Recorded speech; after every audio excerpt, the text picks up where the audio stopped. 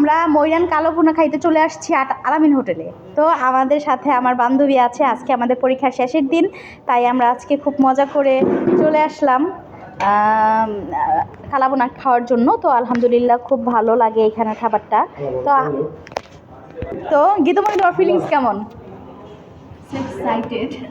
আমিনুল, তোমার ফিলিংস কেমন? না, এই যে বেরোইছে একটু আগে তুমি আমিনুল, তোর ফিলিংস কেমন? আমিনুল আর মার সাথে নাকি বাবার সাথে কথা বলতেছে, এই জন্য টেনশনে আছে।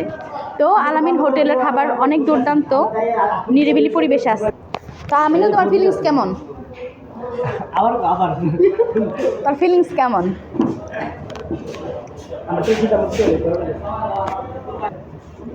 তো আমরা টেস্ট করব। তো এই যে গরুর মাংসে কালা ভুনা চলে আসছে, মশলা দিলে 2বার দেওয়া হয়, আর অনেকগুলো ভাত দিছে, যে যত খাইতে পারে।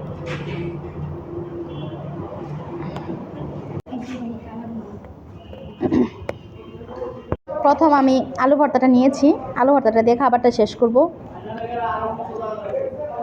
খাঁটি সরিষার তেল দিয়ে আলু ভর্তাটা করা হয়, তার জন্য এটা টেস্ট দ্বিগুণ হয়ে যায়। কি রে আমিনুল, তুই হাসতেছস কে? আমিনুল হাসে কিন্তু খাবারের স্বাদ দ্বিগুণ হয়েছে।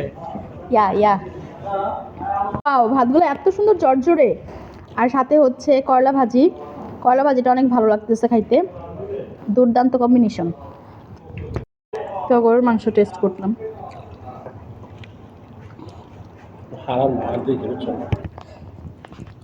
মাংসগুলো খুব সফট, দুর্দান্ত।